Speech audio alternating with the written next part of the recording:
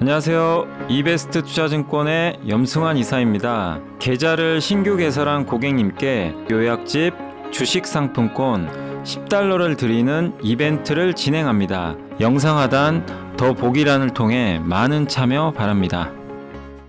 네, 안녕하세요. 염승환 이사입니다. 자, 오늘 2023년 2월 9일 시장 함께 읽기 시작을 하도록 하겠습니다. 자, 오늘 이제 국내 주식시장 완전히 오르락내리락 하고 있는데 좀 선방은 하고 있는 것 같고요. 이제 끝나고 나선 또 한번 정리를 해드릴게요. 오늘도 이제 요즘엔 좀 산업보다는 기업 지금 실적 시즌이다 보니까 엄청난 보고서들이 있어요. 많아요. 그래서 오늘도 그거 종목이 좀 많습니다. 그래서 그냥 간단하게 설명해 드릴 테니까 좀 참고해 주시면 되겠고, 오늘 일단 현대차 작년에 기억나시죠? 김중선 연구원님이 메리츠 현대차 EUV 배당 매력 높다, 그때 7% 얘기를 했거든요. 기억하실 거예요. 작년에 아마 여름이었나?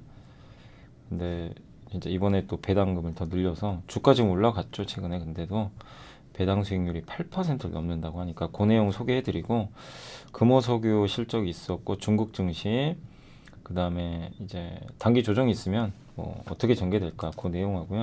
요새 셀트리온이 헬스케어 주가가 좀 부진해서 신한해서 좀 코멘트 한 게 있어서 말씀드리고, 자동차 부품, LG전자, LX 일렉트릭, SK텔레콤, W게임즈, 두산테스나, 롯데정보통신, 롯데제과, 신세계, 아스플로, 유진테크, 이오테크닉스, 풍산, 한미반도체, 엄청 많죠. 이거 언제 다 하죠? 그래서 오늘 요 내용들 간단하게 한번 설명드리겠습니다. 자, 먼저 이제 현대차 우선주인데 목표주가 22만 5천 원 유지했고요. 우선주 얘기입니다. 이제 배당금을 사실 좀 늘린다는 이제 공시가 있었죠. 그래서 이 보통주나 우선주나 배당금은 비슷한데 EUV가 제일 많아요. 그러니까 이건 이제 앞에 우선주가 좀 다른 거는 옛날에 상법 개정 전에 발행한 거는 그냥 우선주, 현대차우는 상법 개정 전에 그 후에 이제 발행한 거를 2, 그 다음에 한 걸 3, 이렇게 해서 이제 이름을 좀 약간 이제 받쳐서 하는 건데, 사실상 그냥 배당 더 준다라는 의미로 보시면 되겠고, EUV가 가장 거래도 많고요. 그러니까 되도록 요걸 투자하신 게 가장 무난한 게, 거래가 좋아요. 거래가 좀 많아요. 배당도 많이 주니까요. 그리고 반기 배당은 원래 1,000원은 줍니다. 그래서 그것까지 합치면, 그러니까 1년에 받을 수 있는 배당금이 EUV 같은 경우 7,100원이에요. 그러니까 그걸 계산을 해봤더니 EUV가 이제 8.1% 정도. 그러니까 이 사무비가 제일 높긴 한데 배당 수익률은 거래가 조금 부족하긴 합니다. 그래서 이게 8%가 넘는다. 시중 금리가 높아졌지만 이게 말이 8%죠. 현대차를 샀는데 내가 배당을 8% 받는다고? 이게 상상이 가세요? 현대차는 또 앞으로도 기대가 많이 되는 기업 중에 하나잖아요. 그러니까 이제 저렇게 우선주를 내가 어차피 주주권 행사 안 할 거면 본주보다는 나은 거죠, 사실. 훨씬 매력이 있죠. 그리고 우선주가 왜 이렇게 매력이 있어졌냐면 본주랑 가격이 벌어졌어요. 너무 옛날에는 38에서 44% 정도였는데 본주에 이제 그 정도 이제 격차가 벌어졌는데 지금 50%가 넘어요. 너무 가격차가 벌어진 거예요. 그래서 좀 가격 폭도 축소될 수 있고, 그러니까 작년에 어쨌든 좀 힘들었어도 우선주 사신 분들은 너무 막 스트레스 받을 필요 없고요. 또 배당도 꾸준히 주고, 기아는 우선주가 없지만 기아도 배당금 꾸준히 한 5% 이상 되는 걸로 알고 있고요. 그래서 여기 나와 있죠. 89년, 98년, 99년에 발행한 겁니다. 그래서 시가총액은 아주 큰 편은 아니고 EUV가 제일 크죠. 3.1조. 그래서 의결권은 없는데 배당 우선권이 좀 있습니다. 그래서 EUV가 가장 현대차 우선주나 EUV가 주식 거래 유동성에선 낮다. 그 말씀 좀 드리고 싶고, 그다음 금호석유는 실적은 좀 안 좋았습니다. 정기보수 비용. 근데 윤재성 연구원님은 좀 긍정적으로 보시더라고요. 그 이유가 금호석유의 원재료가 이제 NCC라고 그래요. 나프타 크래킹하는 건데, 이제 나프타는 이제 원유에서 나오는 그 나프타를 이용해서 이걸 크래킹 분해를 해가지고 그 다음에 이제 에틸렌을 만들고, 에틸렌에서 여러 가지 이제 제품들이 나오죠. 프로필렌, 부타디엔, 벤젠. 이 부타디엔이 금호석유가 만드는 석유화학 제품의 원재료입니다, 이게. 그러니까 이 가격이 오르면 이것도 오르는 거죠. 근데 아시겠지만 여기가 막 되게 막 공급 과잉이니 막 이래가지고 안 좋았잖아요. 그러니까 이런 것들이 금호석유한테 원재료 가격 하락이기 때문에 나쁘진 않다 이렇게 보고 있는 것 같고, 또 엔비라텍스가 코로나 때 진짜 많이 팔렸죠. 그 집에서 이제 요리하는 용도로도, 또 그 의료용 장갑, 코로나 때 뭐 워낙 그게 부족하니까, 그래서 이게 엄청나게 호황이었는데 그게 21년 상반기 딱 꼭지 찍고 끝나버렸죠.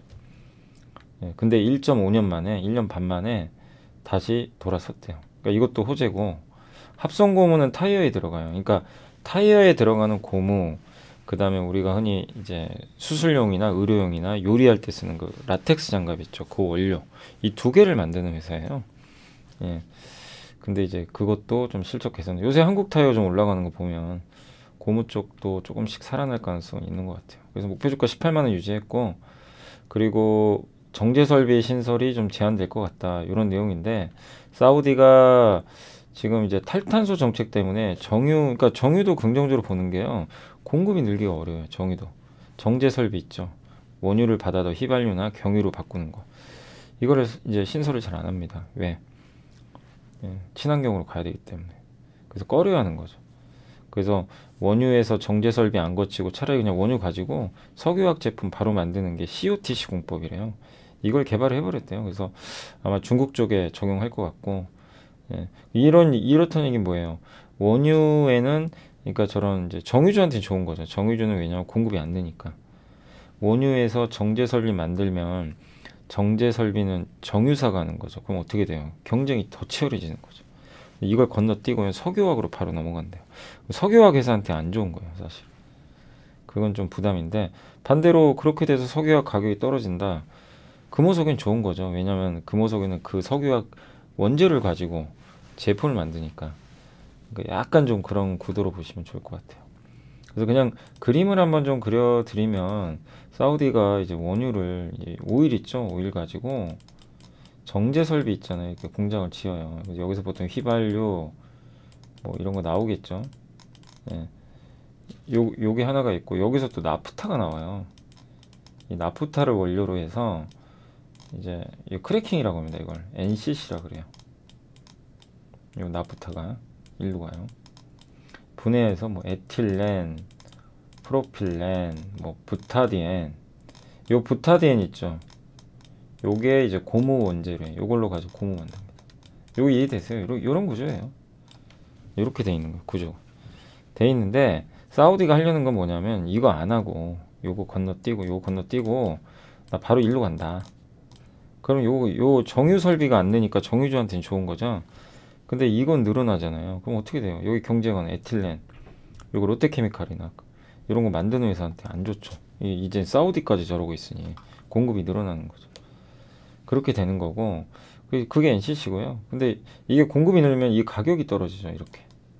그럼 이 가격 떨어지면, 부타디엔 가격 떨어지면 고무 만들 때 비용 부담이 주니까 금호석유한테는 좋다는 얘기입니다. 이제 그 얘기예요. 제가 그림을 그려드리면. 예, 좀 이해가 되시죠? 그렇게 보시면 되겠습니다. 예, 그 내용이 이제 여기 다 담겨 있는 거예요. 그래서 23년에도 좋다. 근데 여전히 부정적으로 보시는 분들도 막 있어요. 애널리스트 이렇게 보고서 보면 금호석유 좀 시간 걸릴 것 같다. 뭐 그런 얘기도 있으니까, 뭐 무조건이 윤재성 연구원님 의견은 좀 긍정적인데 이게 뭐 무조건 좋다 이렇게만 보지 마시고, 예, 다만 이제 이런 의견도 있다는 거 참고하시고, 어쨌든 최악은 좀 지나간 것 같다. 그리고 주가도 많이 빠져 있고, 저는 금호석유를 그래도 좀 단단하게 보는 게, 재무는 괜찮아요. 순현금이라. 배당도 많이 주죠. 다른 업체에 비해서, 화학회사에 비해서. 4%면 많이 떨어졌죠. 뭐 옛날에는 10%까지 나왔는데 이익이 감소하니까 어쩔 수 없고요. 네, 그래도 배당도 있고 순현금이니까 좀 다른 석유학보다는 단단하다 이렇게 말씀드리고 싶고, 그 다음에 중국 증시 검증 구간 돌입했다. 중국이 지금 이 서비스업 지표가 엄청 올랐어요. 경제가 지금 살아나는데 주가 잘 안 갑니다. 새로운 촉매제가 좀 필요하다. 중국 GDP는 가계 소비랑 투자인데, 보통은 소비가 선진국은 훨씬 높은데 중국은 가계 소비도 중요해요. 아니, 투자도. 근데 도시 이 가계 자산에서 중요한 게 부동산입니다. 부동산이 망가지면요 답이 안 나와요. 그래서 중국의 부동산이 살아나야 그 가계 소비도 살고, 예, 부동산 비중이 도시가계 자산에 차지하는 게 크니까. 그리고 이 부동산이 살면 소비가 살고, 소비가 살면 우리나라 경제도 좋아지는 거죠. 중국 사람이 돈 써야 우리도 좋죠. 그래서 올해 하반기에 중국인들이 올 것 같아요. 단체 관광객. 그럼 누가 돈 벌까? 그런 것도 고민을 해보세요. 우리 한국의 내수 화장품 회사들도 괜찮겠죠. 만약에 온다면 면세점도 괜찮을 수 있고, 카지노 고민을 한번 해봐야죠. 그 중에 어떤 게 더 괜찮을지. 거기까지도 한번 생각해 보시면 좋아요. 네, 아무튼 이제 그러려면 뭐가 돼야 되냐면 중국 부동산이 좋아야 된다는 얘기예요. 그러니까 이게 남의 나라 얘기 같죠. 중국이니까. 근데 이게 우리나라 증시에 투자하신 분들은 이걸 생각은 하고 있어야 된다는 거예요. 예. 막 맨날 미국만 볼 게 아니라. 근데 이제 지금 부동산 투자가 지금 제대로 안 됐어요. 중국 회사채 65%가 부동산 담보. 부동산 관련 업종 비중이 37.8. 회사채 만기 도래하는. 정말 중요한 거죠. 그래서 중국이 부양책을, 특히 부동산을 막 팍팍 부양책을 써주면 그럴수록 증시는 좋아요.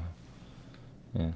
그리고 중국 부동산 부양책은 시장을 살리는 것보다는 이제 리스크 방지. 그 부동산 망가지면 경제가 망가지거든요. 중국은. 그래서 양회에서 아마 부동산 얘기도 나오지 않을까. 근데 구체적으로는 봐야 됩니다. 그거를.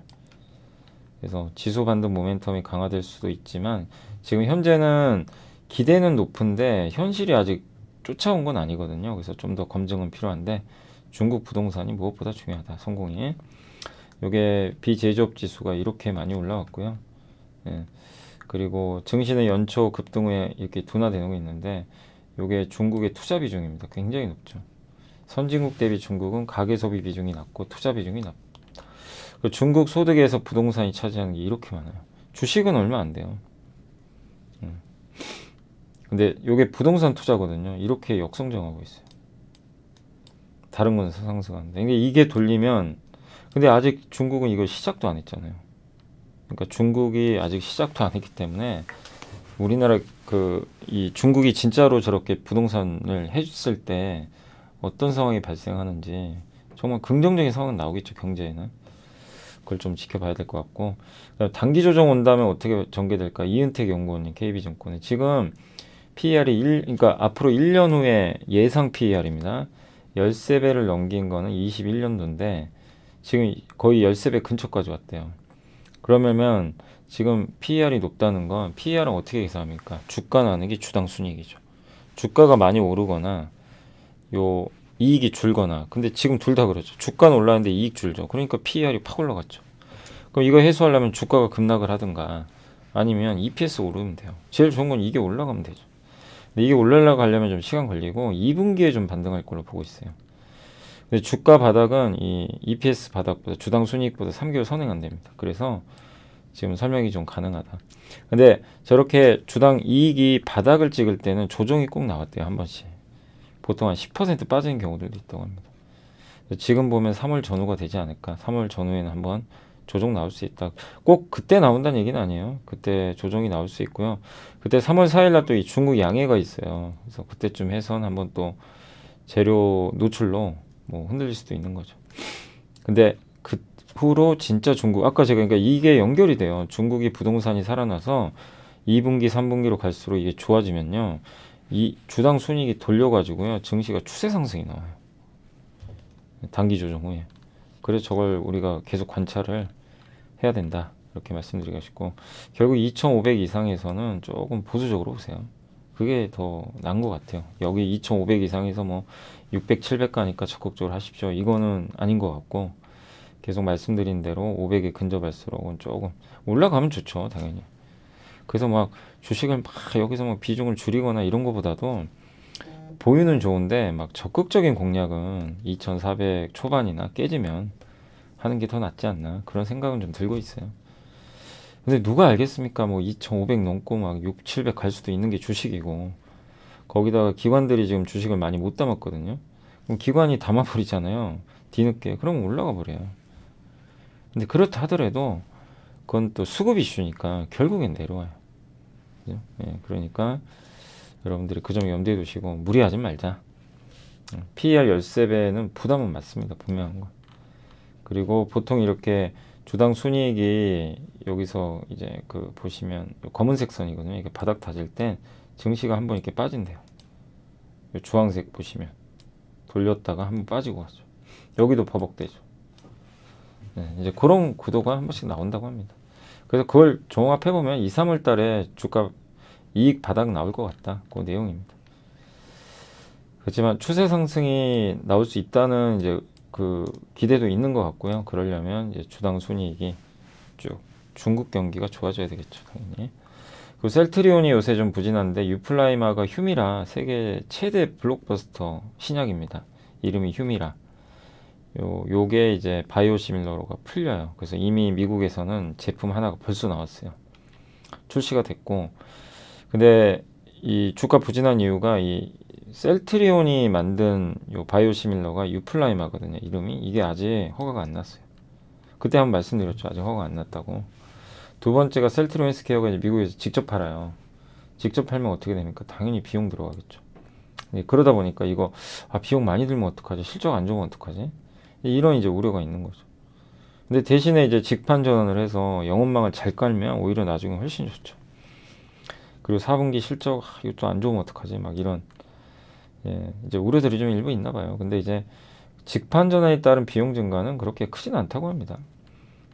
그리고 4분기 실적은 좀 약간 낮을 수도 있지만 근데 주가 저렇게 많이 빠졌는데 기대치도 높진 않은 것 같아요. 그래서 뭐 낮게 나온다고 해서 너무 막 그게 주가에 큰 악재가 될 것 같지는 않고요. 그래서 일단 좀 지켜보시고 올해 실적 기대감 유효하고 그 다음에 이미 FDA에 허가 신청해뒀는데 이게 빨리 나와야죠. 이거 지연되는 건 좋은 건 아니기 때문에 하루빨리 나와서 올해 이제 7월 1일까지 허가를 내야 되거든요. 저 에브비 오리지널사가 저 휴미라 만드는 회사가 에브비라는 회사예요. 여기랑 합의를 했어요. 그래서 이제 그 후에 나올 텐데 그러면 빨리 허가를 얻어야죠. 추가 하락의 근거는 제한적인데 저 악재 중에 하나라도 좀 해소되면 좋은 주가 흐름 나올 것 같고 저도 역시 뭐 주가는 바닥권으로는 일단 보고는 있는데 지금 이제 모멘텀이 좀 당장 없다 보니까 저는 저 세 개 중에 제일 핵심이 유플라이마 같아요. 이게 어쨌든 빨리 승인이 나야 된다 라고 말씀드리고 싶고 삼성증권의 이문영 연구원님이 현대차 그룹하고 GM 비중이 높은 부품줄 한번 투자하자 요 내용이에요. 그래서 GM 현대차 그룹이 테슬라 대비해서도 이런 투자나 이익 이런 데서 우위거나 비슷한 실적이다. 테슬라는 좀 경기 침체 우려하면서 원재료비 하락 기대감 언급을 했고요. 포드는 이제 그 비용 절감 하겠다. 그러니까 양사 모두 다 좀 비용 절감 쪽에 초점을 맞추는데 2023년 실적에 대해서 사실 현대차가 굉장히 자신감을 표명을 했거든요. 저번에 기업 설명할 때 GM도. 그러니까 뭐 그냥 하진 않거든요. 뭔가 이제 판매에 대한 자신감이 있는 것 같은데 어쨌든 이제 물량이 늘어난다는 의미니까 좋은 거고 현대차 그룹이 2022년도에 684만 대 팔았는데 올해는 744만 대로 늘어날 거로 보고요. 전기차도 크게 증가, GM도 늘어날 걸로 좀 보고 있습니다. 지금 업황이 되게 안 좋은 걸로 알고 있는데도 이렇게 목표를 좀 높게 잡고 있다. 올려서. 그리고 GM이 투자를 진짜 많이 해요. 캐펙스가 투자거든요. 굉장히 많이 하죠. 그리고 현금 흐름입니다. 잉여 현금 흐름. 영업활동 현금 흐름에서 자본 지출, 이제 설비 투자 뺀 건데 이제 설비 투자하고 남은 돈이 현금이죠. 확실히 현대차가 많아요. 이게 많아야 또 배당도 많이 주거든요. 그러니까 이제 우선주 막 배당이 그렇게 나오는 거죠. 그죠? 그래서 충분히 이제 현금 여력이 있고 그리고 이제 세 개의 기업을 여기 적어놨어요. 현대모비스는 좀 실망을 많이 했죠. 이거 언제 수익성 내냐. 그러니까 매출은 어마어마하거든요. 엄청 성장해. 완전 성장주예요. 매출만 보면. 근데 이익 성장이 안 나오니까. 그렇지만 어쨌든 시스템 가격, 배터리 이쪽 구동 모터 이런 것들이 전기차 핵심이죠. 엔진 대신에 뭐가 들어가요? 모터 들어가죠. 그래서 매해 4조 원 이상 성장 예상하고 24년부터는 해외 자동차 향으로 매출이 벤츠에도 공급을 좀 일부 했잖아요. 그리고 현대모비스 영업이익이 하락한 건 지배구조 때문은 아니고 중국 사업이 좀 안 좋았고 물류비가 작년까지 많이 차지를 했어요. 그게 좀 악재였는데 이제 요새 LG전자 올라가는 건 왜 올라가요? 물류비 정상. 현대모비스 똑같아요. 그럼 이런 좀 좋은 점도 좀 시장에 봐야 되는데 왜 이렇게 안 좋은 쪽만 보는지 모르겠어요.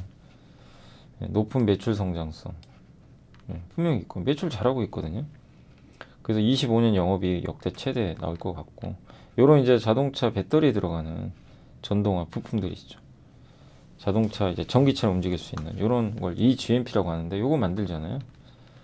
그리고 현대모비스가 이렇게 투자를 하고 있어요. 조지아 서베노 이쪽에 엘라바마 이런 쪽에 이제 투자를 하고 있습니다. SL은 이제 헤드램프 있죠. 자동차의 램프.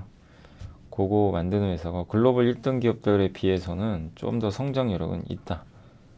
현대차 그룹 GM의 헤드램프 공급. 그러니까 SL은 현대차랑 GM의 비중이 높고요. 신규 아이템, 디지털 사이드 미러, 센터 그릴 컴프, 디지털 사이드 미러. 저 오른쪽에 아이오닉 5에 아마 달려 있는 것 같아요. 그러니까 거울 대신에 디지털 화면이 들어가 있는 거죠. 센터 그릴 가운데 헤드램프. BMS 이제 배터리 매니지먼트 시스템이라고 이제 배터리를 보호하고 관리해주는 시스템이고, 사이드 바디 컨트롤은 저도 잘 모르겠네요. 사이드 바디 이쪽 양옆에 몸체에 뭔가 이걸 제어하는 것 같긴 한데 모듈. 아무튼 이런 게 다 그 전장 부품이죠. 그런 것들을 지금 현대모비스랑 같이 듀얼 밴더로 공급을 하고 있다. 현대차 쪽에. 그런 좀 내용인 것 같고요. S&T 모티브는 저번에 한번 실적 봤죠. 실적 잘 나왔는데 방산하고 모터 만드는 회사입니다. 그래서 현대차의 그 하이브리드 차 있죠. 이런 쪽에 납품하고 있고, 방산이 특히 좋았던 것 같아요. 이번 실적에서. 그래서 요게 좀 기본으로 깔고 들어가고, 그리고 올해하고 내년은 글로벌 완성차 업체가 이제 전기차 대량 생산 위한 밸류체인 결정한 시기인데, S&T 모티브가 사실은 현대차 eGMP 있죠. 플랫폼 현대차 전용. 여기에 뭐 구동 모터를 만약에 납품을 했으면 주가가 많이 올랐을 거예요. 근데 결국 현대모비스가 하거든요. 그래서 그 후로 이제 이 회사 주력이 구동 모터거든요. 이제 안 돼버린 거죠. 근데 분명한 건 지금은 실망할 필요 없고, 또 여기 방산 쪽 있죠. 이쪽도 돈 잘 벌고 있고, 그리고 어쨌든 전기차로 가야 되니까, 또 GM하고 현대차에 또 납품을 하니까요. 가장 설비 투자 많이 하는 두 회사에 납품하는 것도 긍정적입니다. 이게 주요 제품이래요. S&T 모티브. 기어 변속 시 끊임없는 동력 전달, 전기 모터와 발전기 역할, 전기 모터를 구동함으로써 운전자의 조향력을 도와준다. 하이브리드에서 엔진을 보조하는 제품. 옥스 펌프 모터라고 있습니다. 이게 하이브리드나 전기차에서 엔진이 꺼지거나 뭐 이럴 때 펌프 수압을 이제 유지하게 만드는 그런 장치라고 합니다. 아무튼 현대모비스 SL, S&T 모티브에 대해서 좀 긍정적으로 보는 의견이라고 생각하시면 좋을 것 같습니다. 그리고 이제 LG전자는 오늘 목표주가 올라갔고요. 물류비, 재료비, 비용 절감 효과 극대화됐고, 인플레 피해가 제일 컸죠. 아까 현대모비스처럼. 근데 반대 흐름이고, 생각보다 이익이 되게 잘 나올 것 같고요. 이거 LG전자도 직접 언급을 했던 내용입니다. 그 IR 할 때 올해 전망. 가전도 좋아질 것 같고, TV나 이쪽도 흑자 전환 기대하고 있는 것 같습니다. 이제 자동차 쪽 좋은 건 뭐 다들 아실 거고, 그래서 최근에 뭐 좋았지만 목표 주가까지 또 올라간다, 이런 좀 배경이 있다는 거. 다만 지금은 이제 PBR 기준으로는 10만 원 밑이 좀 무릎 이하기 때문에 그 구간이 좀 투자하기는 더 괜찮다, 이렇게 말씀드리고 싶고, LS 일렉트릭은 이제 최근 실적 부진 때문에 주가 급락했는데, 그건 실망감은 분명히 있지만 올해 성장 감안하면 저평가된 것 같다. 1분기 영업이익은 전년 대비해서 좀 증익 할 걸로 좀 이제 보고 있는 것 같고요. 전력 인프라, 미국형 배터리 뭐 이런 것들, 또 신재생 에너지 투자 많이 들어가면 그거를 이제 전기로 연결해야 되죠. 그 전력 인프라나 전력 기기 뭐 이런 것들이 좀 필요하거든요. 또 강판이나 반도체 같은 재료비 부담도 떨어졌고, 중국, 미국, 베트남 법인의 이익 기여도 확대되고, 또 이런 중장기적으로 미국이나 리쇼링이나 미국의 공장을 이제 미국에 유치하는 거죠. 스마트 팩토리 이런 것들의 설비 투자 확대가 좀 지속될 것 같다. 그리고 무엇보다 수조 잔고가 되게 많이 는 것도 좀 긍정적이라고 보시면 좋을 것 같습니다. 주당 배당금은 1,100원이냐 그렇게 높진 않아요. 지금 현재가 기준으로 2% 정도 되고 있습니다. 이게 수주 잔고입니다. 정말 많이 늘었죠. 근데 주가 이렇게 오르다가요 확 빠져버렸어요. 네, 어쨌든 지금은 좀 충분히 낮은, 여기 보시면 이제 기다리니까 무릎으로 오죠. 실제 와버렸어요. PER, PBR 둘 다. 네, 그래서 지금 무릎 이하기 때문에 오히려 분할로 한번 딱딱딱딱 할 수 있는 자리죠. 어떻게 보면 내가 이제 이 기업을 좋게 본다면요, 여러분이 그런 이제 밸류 부담이 없는 구간까지 진입하고 있다. SK텔레콤은 KB의 김준석 연구원님이 어제 실적 발표했는데 실적은 그렇게 좋지는 않았습니다. 그리고 인공지능 모델을 갖고 있고요. 그 KT가 믿음이라는 거 갖고 있고, 여기 그 네이버가 하이퍼 클로버, 예. 그 다음 SK텔레콤은 A닷, 여기 이름을 이제 붙여서 사업을 하고 있고, 실제 클라우드 매출도 늘어났고요. 35%. 예, 그리고 데이터 센터 매출액은 5%. 챗 GPT가 오늘은 좀 안 좋았지만 약간 막 흔들렸죠. 예, 클라우드와 결국 데이터 가지고 하는 거거든요. 이 싸움이라는 게, 챗 GPT 경쟁은. 그리고 자사주 매입 시사했고, 자회사인 SK 브로드밴드로부터 한 1,500억 정도 규모의 현금 배당을 받을 것 같고요. 그 외에도 하나 SK하고 이제 지분을 맞교환한 게 있어요. 그래서 거기서 이제 하나 금융지주죠. 결국 거기 통해서 현금이 들어올 텐데, 그건 자사주 매입이나 이런 쪽으로 활용하겠다. 이런 좀 내용인 것 같습니다. 그래서 지금 현재 그 여기 SK텔레콤도 배당도 한 8% 나오고요. 7%인가? 배당만 7% 나올 정도로 좀 굉장히 매력 있죠. 매력 있는 그런 기업 아닌가. 이런 이제 내용들이 또 잘 시장에 이제 받아들여지면 주가 가는 건데 좀 시간은 걸릴 것 같고요. 배당 매력은 뭐 충분한 것 같습니다. W게임즈는 이제 신사업 준비가 완료됐고 목표 주가 올렸고요. 4분기 실적도 괜찮았고, 소셜 카지노 게임이죠. 이렇게 뭐 슬롯머신 같은 걸 내가 직접 하는 게 아니라 이제 게임이라는 가상 공간을 통해서 하는 거고, 그거 가지고 현금 거래는 하긴 어려워요. 당연히 우리나라에서 이제 아직까지는 금지된 걸로 알고 있고요. 신작 통해서 추가 매출은 좀 없었다. 그러니까 신작은 좀 없었고요. 아이게이밍 기업입니다. 이건 뭐냐면 지금 W게임즈가 하는 그 카지노 이 게임은 그냥 모의 투자예요. 사실은 예, 우리가 보고 이제 뭐 할 수 있는 건데, 아이게이밍은 실제 돈을 베팅을 해야 돼요. 좀 다르죠. 그러니까 진짜로 저거는 이제 약간 갬블링, 도박이라고도 할 수도 있는 건데, 아무튼 저 스웨덴 아이게이밍 기업을 인수를 했다고 합니다. 그래서 여기 지분 100%를 다 인수했고요. 영국, 스웨덴 등에서 8년간 사업 경험을 했던 경험이 있다고 합니다. 슈퍼네이션. 신사업 준비 이제 완료됐고, 이제 성과 확인하면 된다. 또 신게임도 나오고 새로운 W카지노. 그래서 지금 워낙 그동안 좀 부진했고 저평가 받았는데, 이제는 재평가를 받을 시기인데, 그러려면 이제 요 본업에서 잘 되고, 잘 돼야 되겠죠. 그리고 요 아이게이밍, 요게 얼마만큼 흥행하는지를 꾸준히 관찰하시면 좋겠습니다. 두산테스나 뭐 다들 많이들 아시죠. 목표 주가 올렸고요. 실적도 괜찮았고, 그 비메모리 반도체 테스트하는 회사죠. 오사트라 그러죠. 후공정 서비스하고요. 엑시노스라는 삼성전자가 만든 비메모리 반도체인데 이게 존재감이 없죠. 근데 24년도에 다시 재출시된다고 하고요. 4분기에 영업이익 증가했고 여전히 좋은 실적. 근데 이 품목을 많이 늘렸고요. 특히 이번에 실적에 영향을 줬던 게 삼성전자 갤럭시가 2억 화소입니다. 화소가 그냥 상상을 초월하죠. 요거를 넣었거든요. 그러면 테스트 시간이 40% 이상 늘어난대요. 오래 걸리는 거죠. 그래서 이 부분이 좀 긍정적으로 작용했고, 1분기는 좀 소폭 이제 좀 쉬어갈 것 같고요. 그리고 SoC 시스템 온 칩, 이제 하나의 칩에다가 이제 여러 개 쌓아 놓는 거죠.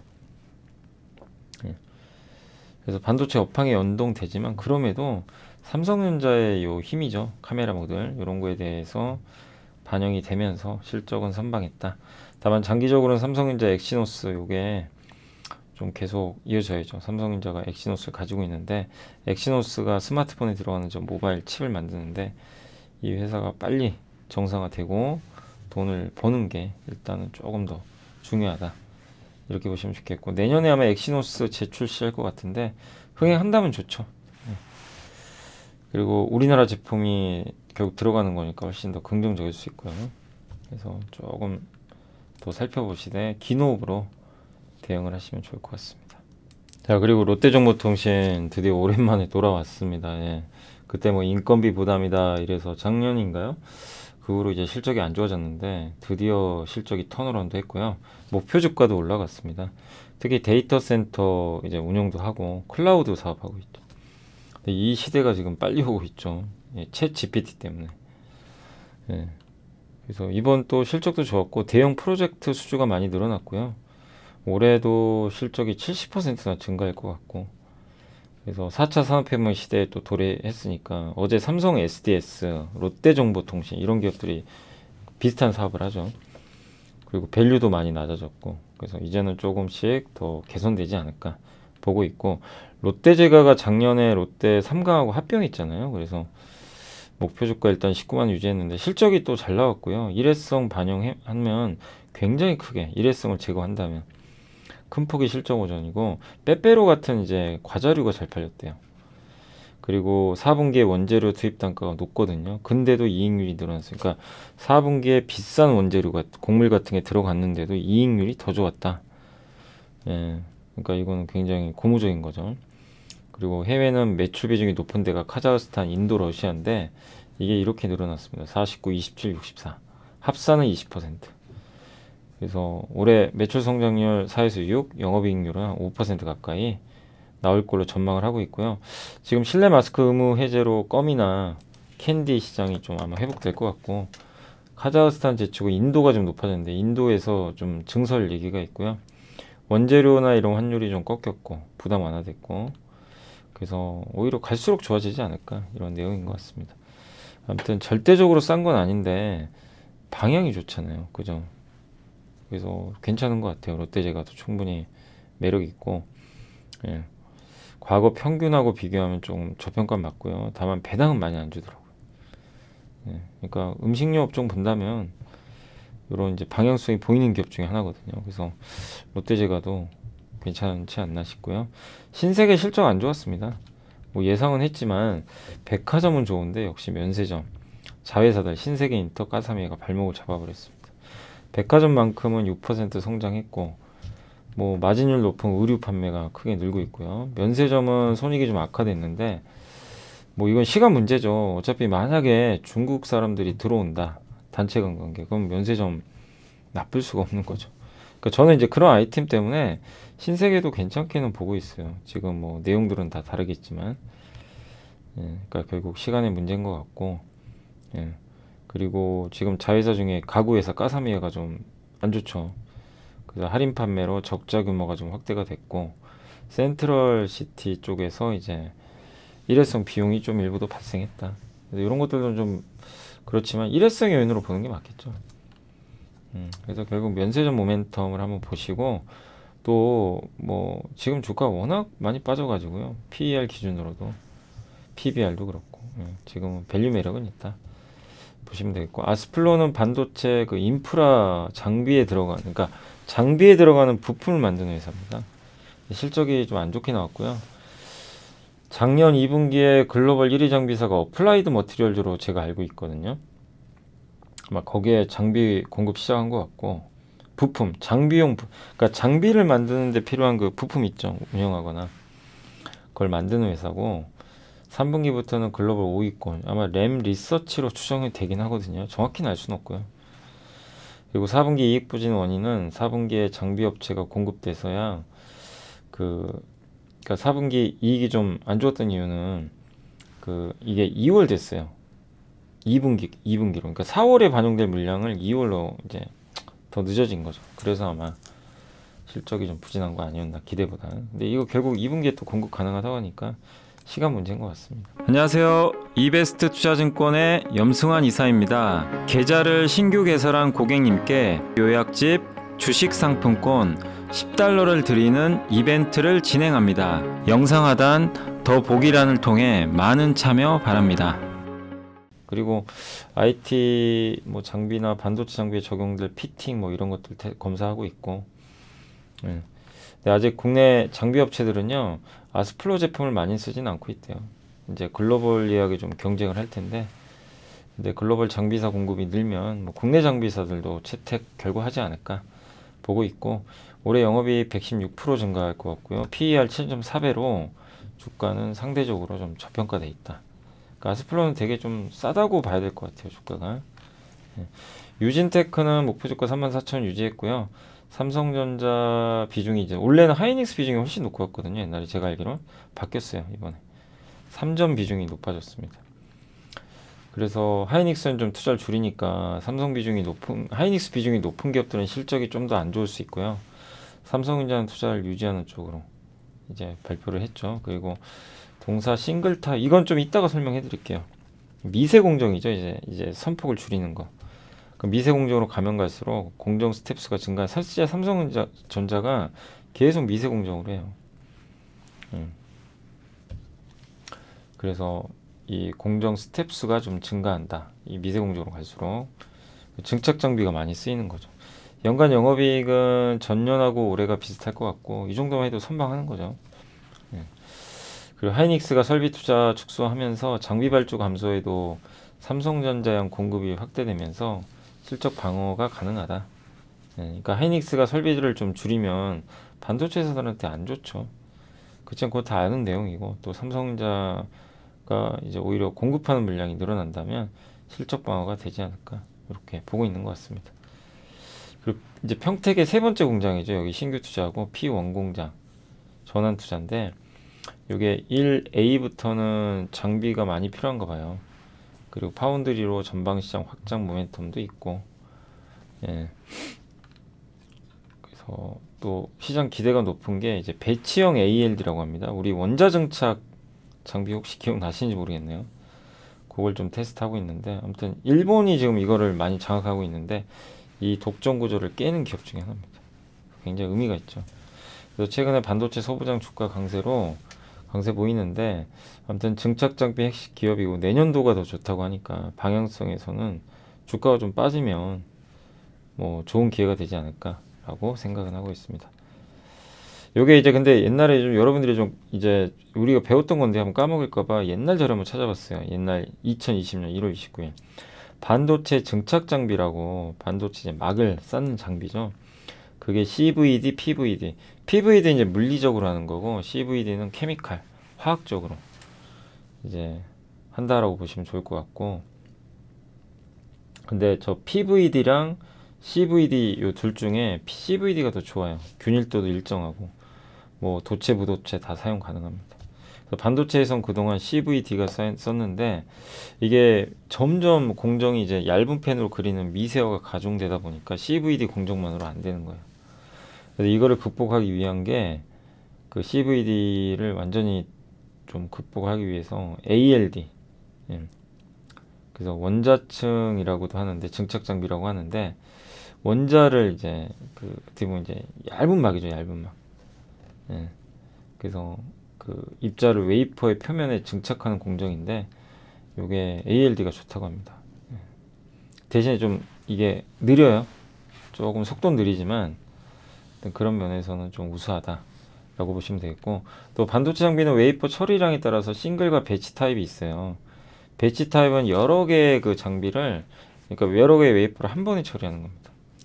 속도도 빠르고 좋죠. 그래서 저게 배치 쪽이고, 싱글 쪽은 이제 하나 하는 거죠. 그렇지만 이제 균일도가 높고 고온에 일정한 노출을 해서 미세화 공정이 용이하다. 그래서 여기 PVD, CVD, ALD인데 대세는 요겁니다. ALD 한번 소개해드렸던 것도 같고요. PVD는 이제 물리적 힘에 의한 거고, CVD는 기체. 그래서 이게 이제 뭐 반도체 증착 그쪽에 이제 주로 많이 쓰이는 거죠. 그리고 ALD는 이제 원자 증착, 가스 간의 이제 반응가스 간의 화학 반응인데, 증착 속도는 좀 느리고 생산성도 조금 제한되는데, 다만 이제 두께 조절이 용이하고 가장 품질이 좋아요. 미세 공정으로 갈수록 우리 눈에 안 보이는데 그런 걸 해준다. 그래서 ALD 시장이 좀 계속 커진다고 보시면 되겠고, 이게 증착입니다. PVD, CVD, 열 에너지 플라즈마 기타 이렇게 돼 있고요. 요 배치 타입은 이제 여러 개를 한 번에 하는 거예요. 네. 증착을. 요 싱글 타입은 이제 웨이퍼 하나. 그런 차이가 있다고 합니다. 그래서 이 틈새 시장을 공략을 했대요. 주력 제품 중 하나인 LPCVD는 주로 옥사이드, 니트라이드, 폴리실리콘 등을 증착하는 공정에 사용되는데 DRAM에서도 활용도가 높고요. 근데 우수한 생산성, 수율, 이런 제어 기술 이런 것들을 갖고 있기 때문에 긍정적이지 않을까 이렇게 보고 있습니다. 아무튼 이 웨이퍼에 전달되는 열의 균일도가 높도록 설계돼서 방막의 균일도가 일정하다. 이거 중요한 거잖아요. 막 이게 틀어지고 그러면 안 되니까. 냉각과 가열에 소요되는 시간이 좀 적다.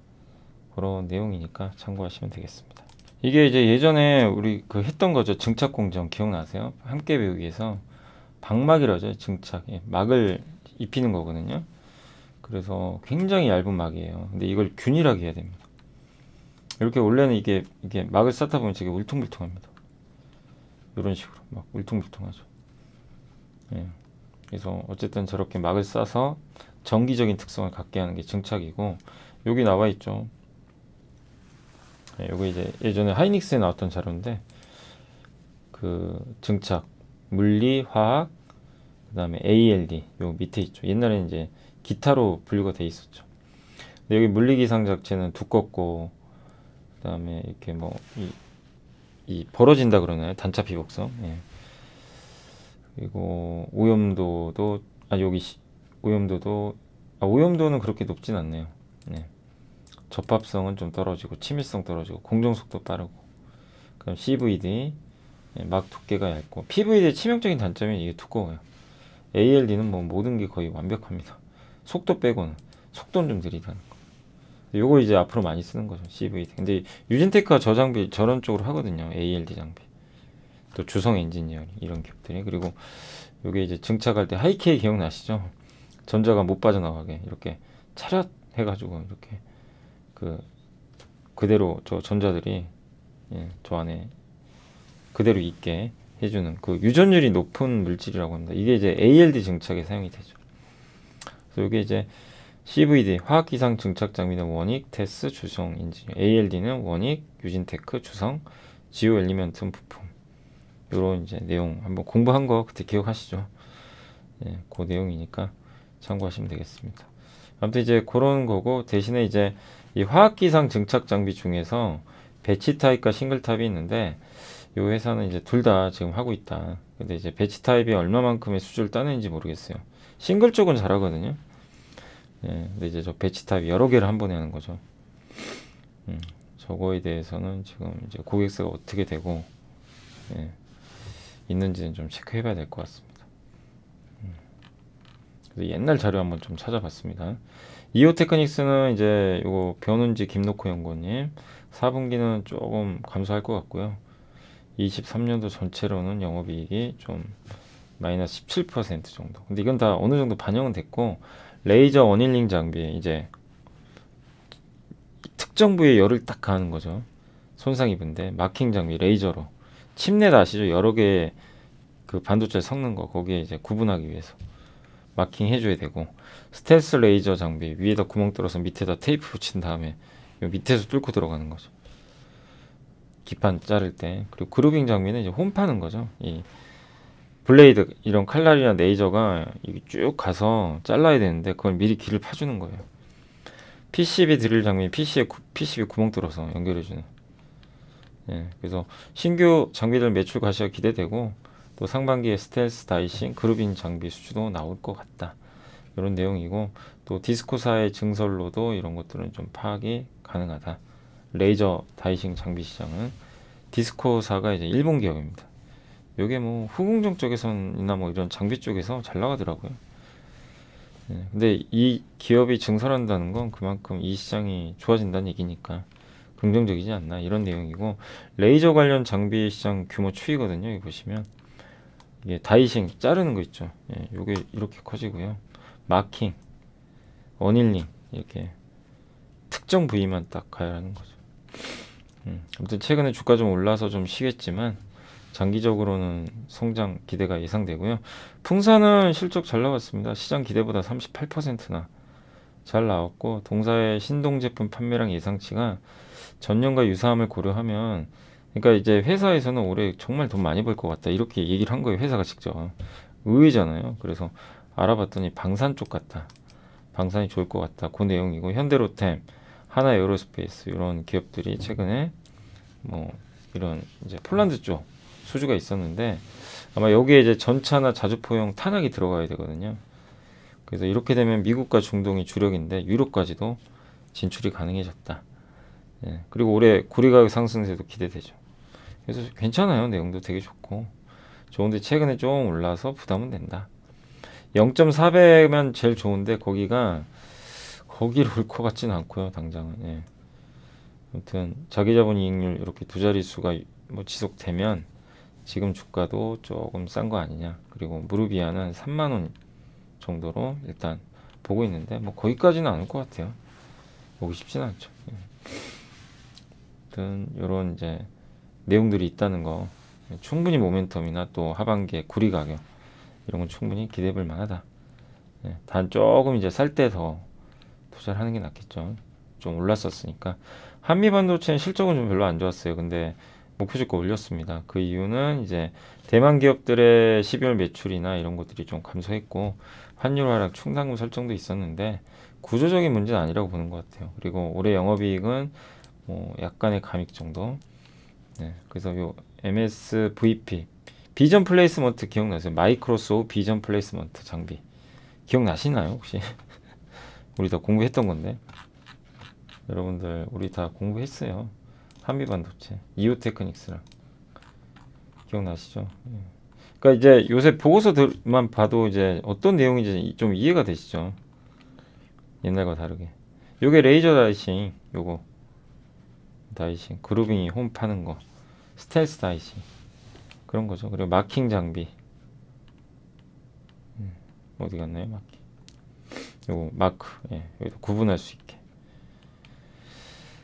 그런 이제 내용으로 좀 나와 있고, 요게 VP죠. VP 장비가 이제 절단, 세척, 건조 이런 거 다 해주는 건데, 이 절단 장비는 원래 일본의 디스코사가 1인데 이걸 내재화했다고 합니다. 이 절단 장비 여기 붙인 거예요. 그 내용이죠. 우리가 지금 공부하면서 다시 확인할 거는.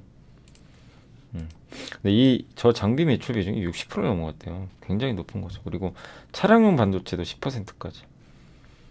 그래서 2023년은 재고 조정이 있을 수 있어도 주력 제품들이 매출이 증가하기 때문에 괜찮을 것 같다. 그 내용이고요. 중국 리오프닝이 또 이후에 28나노 이상 있죠. 아주 오래된 거. 저사양 공정이죠. 이게 투자가 좀 증가하고, 뭐 약간의 이 패키징 할 때 이거 기판하고 반도체 붙이는 걸 본딩이라고 하는데, 그런 게 방식이 좀 바뀌었고 첨단 패키징 수요는 지속될 것 같다. 이 기억나세요? 이 광민정 연구원님이, 저 아직도 기억나는 게 그때 몇 달 전이어서 10월일 거예요. 그때 뭐라고 했습니다. 보고서 아마 아실 거예요. 그때 한미반도체 거기다 적었죠. 어떤 이유로 미국이 첨단 패키징 예산을 배정할 거다. 그런 내용이 좀 일부 있었죠. 근데 그때는 뭐 반도체도 워낙 안 좋고요. 주가가 저 바닥에 처박혀 있고 호재 나와도 안 가고요. 지금 막 순식간에 갔지만, 네. 근데 이제 그런 내용을 공부해서 그때 투자를 했다면 결실을 맺는 거죠. 예. 그런 거죠. 그러니까 이미 한번 예고편은 있었어요. 이런 식으로. 네, 조금 빠르긴 했지만. 네. 그리고 HBM3 요게 엔비디아에 들어가는 건데 하이닉스가 만들죠. 공급하죠. 독점적으로 지금. 근데 또 하이닉스랑 요 장비를 공동으로 개발한 걸로 압니다. 그래서 TSV, 예, 관통하는 거죠. 예, 패키징 공법 중에 그 연결하는 본딩 장비 매출로 연결될 것 같고, 또 신규 장비도 출시가 될 것 같다고 합니다. 일본 경쟁사 대비해서 품질도 좋고, 또 전자파 차폐 장비라고 있거든요. 전자파를 차단해주는, 뭐 우주항공, 인공위성, 우리 스마트폰, 그거 세계 1등 기업으로 알고 있어요. 그래서 이거 종합해보면 동사는 비메모리 비중이 가장 높고, 거의 메모리는 비중이 얼마 안 돼요. 그래서 거의 비메모리 업체로 소부장으로 보셔도 되고, 최근에 HBM3 인공지능으로 좀 많이 올랐는데 단기 조정은 좀 대비는 해야 돼요. 왜냐하면 많이 올랐고 또 실적도 쇼크 났거든요. 그래서 조금 거기에 속도 조정 필요한 건 염두에 두시되 중장기 투자는 계속 유효하다, 이렇게 한번 말씀을 드리겠습니다. 자, 오늘 보고서 여기까지 좀 하고 시장 장 마감하면 또 바로 이어서 시황 또 실적까지 정리해서 한번 말씀드리겠습니다. 자, 그리고 이제 일단 시간 끝났는데 오늘 현재까지 나온 실적들만 좀 정리해드리면, 어제 여기 두산 퓨어셀까지만 좀 보여드렸죠. 그리고 어제 나온 건데 두산 테스나, 그 후에 두산 테스나는 실적이 예상대로 좋더라고요. 예상을 또 뛰어넘었죠. 그래서 반도체 업황 안 좋은데도 아까 보고서 보신 대로 호실적, 롯데제가 아까 실적 보신 대로 좋았고, 삼성카드는 이제 오늘 발표했는데 내용은 봐야 돼요. 근데 이제 삼성카드도 실적이 굉장히 잘 나왔더라고요. 기대보다는 좀 큰 폭의 실적 성장이 나왔고, 원래 고배당주죠. 그리고 윤성 FNC는 이제 2차전지 장비 회사로 알려져 있는 신규 상장 기업인데 주가 좀 올랐어요. 그렇지만 어쨌든 실적은 잘 나온 것 같습니다. 하이비전 시스템, 우리 잘 아는 기업이죠. 카메라, 그 검사 장비죠. 카메라 모델 애플에 주로 납품하고, 근데 엄청난 실적입니다. 그 예상보다 96%, 그러니까 얼마나 이 추정치가 낮았던지 우리가 알 수 있는 것 같고, 정말 굉장한 실적을 내줬습니다. YMC도 디스플레이 장비 회사 이쪽으로 알고 있는데 실적이 꽤 잘 나왔고, 애널리스트들이 보고서를 안 쓰는 기업이라 추정치는 없지만 어찌 됐건 영업이익은 잘 나왔고요. 그다음에 농심도 잘 나왔습니다. 농심이 한 47% 이익 증가하는 모습을 좀 보여줬다라고 생각하시면 되겠습니다. 네, 그렇게 해서 일단 이제 거의 실적까지 말씀드렸고, 자, 이제 한번 정리 한번 해드릴게요. 오늘 국내 증시는 일단 코스피가 선전했습니다. 저는 사실 오늘 좀 개인적으로 미국이 굉장히 안 좋았잖아요. 그래서 조금 걱정을 했는데 정말 강세장이에요. 버텨버립니다. 증시가 잘 버텼고, 코스닥은 그냥 계속 갑니다. 이런 장 본지 진짜 너무 오래되셨죠, 코스닥이. 오늘 외국인이 이 쌍끌이 매수 다 들어와 버렸고요. 기관은 오늘 많이 팔았어요. 그리고 개인도 좀 들어왔고, 기관만의 매도가 좀 있었고, 그 다음에 오늘 이제 이 업종으로는 역시 외국인들이 오늘도 전기전자 업종 위주로 공격적으로 샀고요. 반면에 인터넷 게임주, 특히 게임주가 오늘 안 좋았죠. 인터넷하고 그쪽 매도가 좀 많았습니다. 그리고 오늘 CNT 도전제 있죠. 오늘 2차 전지의 날이에요. 2차 전지의 날이었고, LG화학이 좀 올랐고요. 그 다음에 여기 MLCC 관련주 중에서는 당연히 여기 아모텍, 대주전자, 여기 2차 전지 쪽이죠. 이쪽이 좀 올랐던 것 같습니다. 아모텍도 많이 올랐네요, 진짜. 그리고 폐기물 처리 관련주들이 오늘 2.8%, 오랜만에 좀 여기 제넨바이오라는 기업 때문이군요. 다 오른 건 아닙니다. 조금 왜곡된 것 같고, 그리고 오늘 2차 전지가 다 좋았어요. 여기 포스코 케미칼, 에코프로비엠도 안 갔는데 오늘 올려버렸고, LNF, SK이노베이션, 이런 기업들 좀 약간 상대적으로 못 올랐던 기업들, 케미칼 빼고 포스코 다 올라갔고요. 카지노도 오늘 분위기가 다 좋았습니다. 특히 롯데관광개발, 토비스 꾸준하게 가고 있는 것 같고, 파라다이스도 좋은 지금 흐름 같습니다. 그리고 폐배터리 관련주들도 여전히 그냥 좋은 분위기고요. 특히 대장주가 거의 요즘에 에코프로죠. 원래는 그 대장주가 성일하이텍인데 에코프로가 돋보이고, 그러니까 다음 달에 유럽 원자재법 아시죠? 그거 이제 앞두고 있는 것 같아요. 그 기대감도 좀 일부 작용한 것 같습니다. 오늘 굴삭기 쪽도 좋았어요. 두산 바켓이 좀 좋은 실적 내다 보니까. 근데 두산 바켓도 좀 올해 전망은 굉장히 보수적으로 했거든요. 그런데도 시장에서는 일단 긍정적으로 받아들인 것 같습니다. 2차 전지 소부장 다 괜찮았고요. 2차 전지 오늘 어제까지는 조선주가 좀 안 좋았는데 오늘은 다시 살아났습니다. 그죠? 한국조선해양은 다시 8만원 넘어갔고요. 인터넷도 오후에 올려버렸네요. 오후에 카카오가 아침에 좀 빠졌는데 오후에 올라갔고 OLED가 이 뉴스가 하나 있더라고요. 안 그래도 여기 뭐냐면 물론 이제 오늘 나노 신소재가 급등한 것도 있어요. 여기 포함이 되다 보니까. 그렇지만 오늘 여기 OLED 재료주들도 일부 보면 강하죠. 뭐 여기 왜 첨보가 여기 왜 들어가 있죠? 근데 아무튼 좀 약간 왜곡은 돼 있는데 아무튼 그 마이크로 OLED라고 있죠. 그 XR 기기 있죠. 여기 안경 같은데 아주 작은 OLED예요. 그거를 차세대 성장 동력으로 삼성 디스플레이가 낙점을 했다라는 기사가 있어요. 기억하시겠지만 이제 XR, VR 우리 공부할 때 요거 너무 작기 때문에 어렵다 그랬죠. 여기 증착을 해야 되는데 그 RGB라고 그러죠. 레드, 그린, 블루 요 세 가지 색상을 증착을 해야 되는데 그거 FMM 파인메탈 마스크 만드는 회사가 APS 홀딩스 기억나시죠? 기억나세요 혹시? APS 홀딩스라고 예전에 공부했죠. 작년에 한참 이제 XR 뜨기 전에. 근데 그거 이제 우리나라에서 하는 기업이잖아요. 근데 만약에 삼성이 마이크로 OLED를 진짜 그 기사가 사실이면 이쪽에 집중 이제 투자하겠다는 거죠. 그러면은 그런 밸류체인한테는 좋을 수밖에 없고 LED가 아니라 이제 OLED로 낙점을 했다는 건 OLED 밸류체인 전체에 다 좋을 수가 있는 것 같아요. 그래서 그런 점도 한번 고민을 해보시면 좋겠습니다. 그런 좀 내용이 나와서 갑자기 좀 이게 OLED 이거 보다가 생각이 났습니다. 그리고 오늘 반도체가 사실 그렇게 좋은 편은 아닌데 일부 반도체 기업들 좀 괜찮았고 동진 세미캠이 참 이게 대단한 기업은 맞아요. 왜냐하면 그 여러 사업을 해요. 그러니까 반도체 소재도 있지만 공부해 보신 분들 아시겠지만 실리콘 응급제도 하거든요. 실리콘 응급제 이것까지 같이 하고 있어요. 그러니까 2차 전지 쪽으로도 요새 뭐 이쪽이 같이 하는 기업들이 좀 많이 있죠. 그래서 오늘 좀 좋았던 것 같고 통신 장비도 모처럼 좋았습니다. RF 머티리얼즈는 아마 실적이 좋았던 걸로 알고 있고요. 수소차도 오늘 모처럼 좋았고 휴대폰, 로봇, 태양광도 오늘 좋았네요. 하나솔루션이 다시 올라갔습니다. 스마트 팩토리, LED 장비, 인터넷 은행, ESS도 오늘 일부 올라갔네요. IT 대표죠.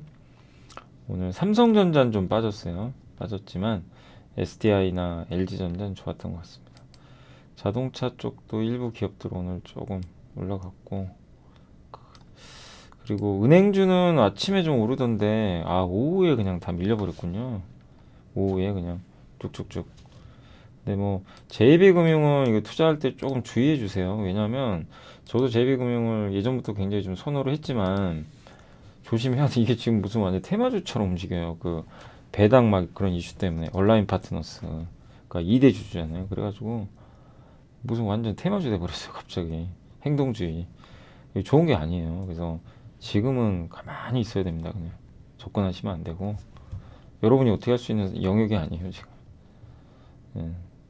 왜 은행주가 이렇게 움직이는지 이런 기업이 아니죠 사실은. 근데 이제 그만큼 지금 행동주의 펀드의 영향력이 막강해지다 보니까 배당 기대 또 소멸 막 이런 것 따라서 움직이고 증권형 토큰 관련주는 좀 빠졌고요. 오늘은 인공지능 챗봇 어제 구글이 그 제임스 앱인가요? 뭐 웹 그러니까 만원경 있죠. 그거 답변 잘못해가지고 뭐 챗 GPT도 완벽하진 않아요. 챗 GPT 완벽하진 않습니다. 모든 거기 답해주는 게 100% 정답 아니에요. 그러니까 고쳐야 될 거 많아요. 근데 그러면서 이제 업그레이드 하는 거죠, 당연히. 그잖아요. 그렇기 때문에 어제 구글의 폭락도 좀 너무 오바 같긴 한데, 아무튼 뭐 일단 실망스러웠던 것 같아요. 그러니까 저는 구글이 뭐 그게 오답이 나왔다기보다는 이제 약간 그것도 그 구글의 경쟁력에 대해서 과연 마이크로소프트가 이제 빙에다가 이걸 장착을 해서 검색을 할 텐데 야, 구글이 이거 방어할 수 있을까? 구글이 1등인데 구글과 경쟁 구도로 가면 구글의 균열이 깨지죠. 마치 네이버가 지금 1등인데 뭐 이런 거예요. 카카오가 네이버 검색 시장을 이걸 먹으려고 하는 거죠. 그럼 어떻게 되겠어요? 네이버 주가 급락하겠죠. 약간 그런 느낌이에요. 그래서 좀 빠졌다고 보시는 게 맞지 뭐 그거 틀렸으니까 그건 좀 아닌 것 같아요. 근데 그게 좀 빌미가 됐겠죠. 그러니까 이제 되게 흥미롭죠. 미국에서 이제 지난 독점을 구가하던 구글의 아성이 갑자기 흔들리기 시작합니다. 예, 우리 한국은 근데 네이버를 지금 깰 만한 건 없어요. 네이버 스스로 또 그걸 한다고 하니까. 또 옛날부터 네이버는 인공지능 준비를 잘해왔던 기업이에요. 잘 안 알려져서 그렇죠. 그래서 한국은 뭐 크게 그런 건 없는데 뭐 아무튼 미국에선 그런 큰 변화가 생겼고, 근데 여러분이 주목해야 될 건 어디예요? 반도체죠. 그죠? 그런 시장이 열리면 계속 반도체는 더 필요한 거고, 거기에 핵심 뭐 장비, 부품, 소재 뭐 만드는 기업들은 장기적으로 좋겠죠. 예. 그리고 오늘 건설주 다시 좀 밀렸고요. 어제 좀 올라가다가 다시 밀려버렸고, 손해보험 쪽도 오늘 좀 안 좋았고요. 현대해상이 오늘 좀 많이 빠졌습니다. 원전주도 안 좋았고, 지금 철저하게 기관 투자들도 그렇고요. 좀 수익률 게임이 좀 펼쳐져요. 그래서 막 되는 업종, 집중하는 업종 막 급등합니다. 지금 2차 전지가 지금 약간 그런 케이스예요. 그리고 이런 게임주는 오늘 버린 것 같아요. 왜? 그 NC소프트 실적, 크래프톤 하루 만에 이게 뭡니까? 아니, 어제 오르줄 말든지.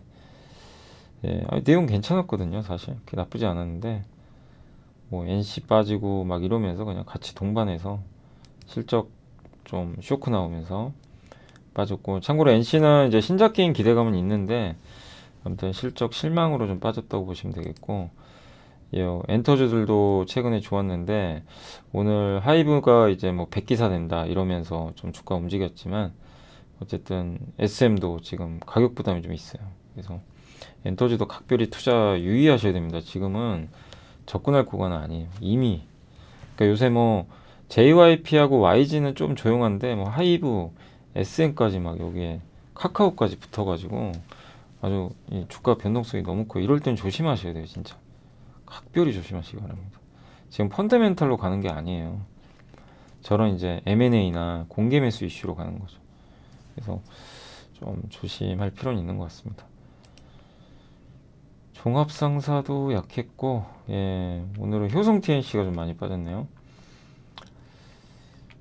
여기 보면 증시가 크게 빠진 건 아닌데요. 하락 종목이 좀 많아요. 그죠? 업종으로 보면, 그죠? 대부분 좀 그만큼 이 코스닥도 올랐는데요. 하락이 800개란 얘기는 2차 전지가 올라서 그래요. 시총이 크니까. 그게 영향을 주니까 약간 왜곡됐습니다. 그래서 2차 전지 많이 안 두고 계신 분들은 재미없는 장이었어요. 오늘은 거의 2차 전지가 독주를 했습니다. 그런 좀 상황이었고, 한번 이제 시총 상위 기업들 보면 다 2차 전지가 올랐어요. 포스코홀딩스도 사실 요즘에 다 2차 전지로 많이들 보시죠. 은행주는 급락을 해버렸고, 은행주는 안 좋았습니다. 그리고 지주사도 좀 역시 안 좋았고, 게임주 급락했고요. 태양광은 좀 살아났고, 네, SK바이오사이언스도 실적 충격 빠졌고, 에코프로 급등했고, DB손해보험, 뭐 한국타이어 다시 밀려버렸고요. 그리고 두산바켓, 아모레엣지, 한미약품도 예, 평가가 좀 긍정적이어서 올라갔고, CS윈드가 오랜만에 좋았습니다. 예, 정말 요새 풍력도 좀 많이 흔들렸는데 다행히 좀 올라갔고요. 그리고 보험주 빠졌고, 첨보가 모처럼 올랐습니다. 네. 두산퓨어셀도 기억나시죠? 어제 실적. 예. 이게 뭐 고밸류 맞아요. 엄청 고밸류인데 막 퍼가 뭐 90배 가니까. 근데 방향성이죠. 그동안 계속 실적 안 좋았거든요. 좋다고 하니까 여기 이제 좀 불을 좀 붙여준 것 같아요. 근데 고밸류인 건 바뀐 건 아니에요. 근데 이제 이 두산퓨어셀도 이렇게 보면 한 번씩 물어보신 분들이 되게 많으신데 워낙 핫했죠. 근데 이제는 제가 이제 너무 걱정을 안 하셔도 되는 게, 그동안 실적도 그렇게 안 좋았거든요. 그러니까 저도 굉장히 보수적으로 해서 얘기를 해드린 거예요. 근데 어제 실적 보고 나서는 야, 이제는 뭐 실적은 좀 터닝 하는구나, 그런 게 이제 보이기 시작. 그러니까 숫자로 검증이 되면 좀 편해집니다. 비싸더라도. 그래서 그게 좀 다행인 것 같아요.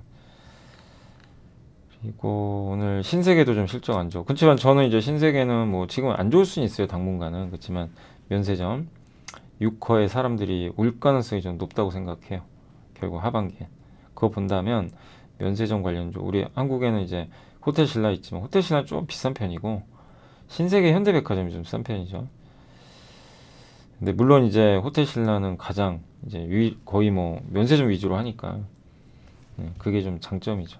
LS도 이제 점점 밀려서 좋은 가격대로 서서히 오는 것 같습니다. 그리고 은행주 빠졌고 효성 TNC도 좀 올랐었죠. 네. 하락 종목이 되게 많아요. 여기 보시면 오늘 로봇주도 많이 빠졌고. 네. 오늘은 뭐 요 정도 흐름인 것 같습니다. 아시아나항공 좀 빠졌고요. 아프리카TV 빠졌고. 이오테크닉스도 오늘은 좀 쉬어갔습니다. 좀 쉬어갈 거예요. 예, 반도체 소부장도 단기간에 많이 올랐고요. 예, 덕사는 이제 좀 최근에 분위기 좋아지는 것 같습니다. 풍사는 아까 이제 보고서 보여드렸지만 최근에 좀 많이 올랐는데 역으로 두들겨 맞죠. 예, 근데 구리 가격이 그러니까 풍사는 3만 원이 가장 좋아요. 가격은 좋은데 우리 이제 계산해 본 결과로는 35,000원 이하도 만약에 지금의 ROE를 유지하면 나쁜 건 아닙니다. 단 이제 최근에 올랐고 약간의 변동성. 그러니까 이렇게 내용 나쁘지 않고 흔들린다. 그러면 이제 기회가 되는 거죠. 조금씩. 단 이제 언제 갈지는 또 모르지만 조정 구간을 잘 활용하시면 좋을 것 같습니다. 그래서 항상 말씀드리는 게 너무 오를 때 흥분해서 쫓아가지만 않으시면 된다라고 말씀을 드리도록 하겠습니다. 네. 자, 이제 장이 다 끝났고요. 예, 이제 다 정리 한번 해드렸고 오늘도 뭐 좀 너무나 그 기업 보고서 많아가지고 1시간 정도 좀 넘어간 것 같습니다. 아무튼 정말 예상과 보다 훨씬 강한 그런 장인데 다만 이제 오늘 느끼셨겠지만 시장 올라도요 몇몇 소수 대형주 뭐 오늘 특히 2차전지 이쪽으로 집중되니까 장은 올라도 다른 기업들이 오히려 빠지는, 그러니까 지수와 무관하게 좀 어려운 장이 좀 펼쳐졌어요. 그래서 조금 경계심을 가지시고 또 어쨌든 현금 있는 분들은 기다리시고 좋은 기회가 또 올 수도 있고 또 보유하고 있는데 뭐 너무 오른 거는 좀 줄여 나가는 건 좋아요. 막 테마로 올라가고 막 이런 것들이 있잖아요. 근데 그게 아니라 뭐 바닥에 있고 낮게 거래되고 배당 많이 주고 이런 기업들은 좀 여유 있고 좀 인내심 발휘하셔가지고 올라가는 건 정말 순식간입니다. 주가 오르는 건 이번에 느끼셨겠지만. 예. 그리고 저런 보고서나 실적 보시고 괜찮은 기업들이 좀 쭉쭉 빠져준다. 그러면 이제 또 현금 투입하시면 되는 거고. 이렇게 해서 여유 있게 계속 대응하시면 좋겠습니다. 자, 이제 금요일이 다가오는데 아무튼 이제 이번 한 주도 거의 고생하셨고 내일 이 시간에 또 찾아뵙도록 하겠습니다. 오늘 너무 수고하셨습니다. 내일 뵙겠습니다. 감사합니다.